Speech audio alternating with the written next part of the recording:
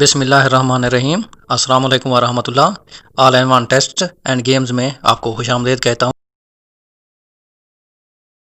اس دنیا میں آج تک صرف ایک انسان نے خدائی کا دعویٰ کیا تھا۔ اس انسان کا کیا نام تھا؟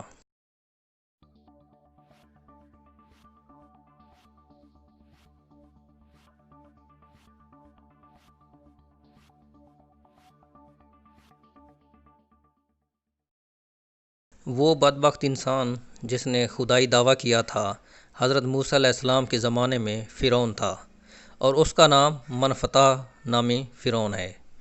یہ واحد بدبخت شخص تھا جس نے دنیا کی معلوم تاریخ میں خدائی دعویٰ کیا ہے۔ زرہ کس نبی علیہ السلام کی ایجاد ہے؟ اس زرہ سے مراد وہ زرہ ہے جو پرانے دور میں جنگوں میں تلواروں اور تیروں کے زخم سے بچنے کے لیے استعمال کی جاتی تھی۔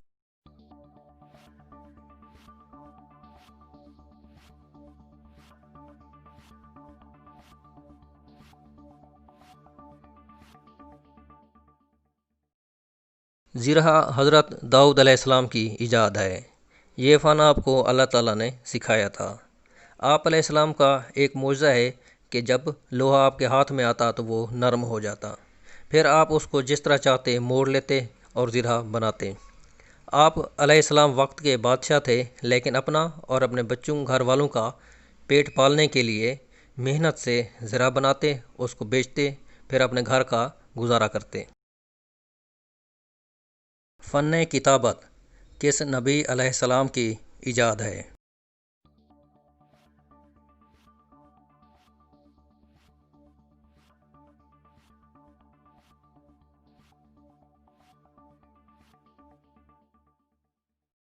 دنیا میں سب سے پہلے فن کتابت اور لکھنا پڑھنا حضرت ادریس علیہ السلام نے شروع کیا، اور فن کتابت آپ علیہ السلام کی ایجاد ہے۔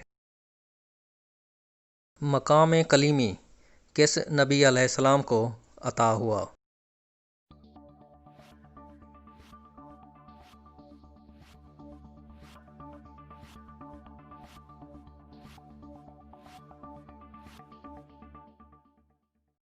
مقام کلیمی حضرت موسیٰ علیہ السلام کو عطا ہوا۔ آپ علیہ السلام کا لقب کلیم اللہ ہے، اور اللہ تعالیٰ سے آپ ہم کلام ہوتے تھے۔ یہودی کس فرشتہ کو اپنا دشمن مانتے ہیں؟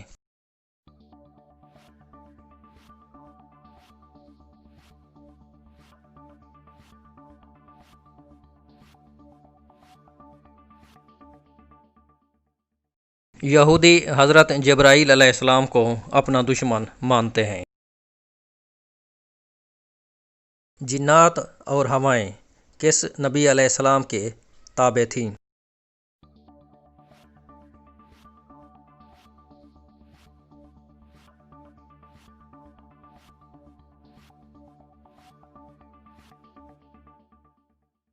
جنات اور ہوائیں اللہ تعالیٰ نے حضرت سلیمان علیہ السلام کے تابع کی تھیں۔ Thanks for watching. اگر ویڈیو اچھی لگی تو لائک کر دیجیے گا، اور چینل سبسکرائب نہیں کیا تو اس کو بھی سبسکرائب کر دیں۔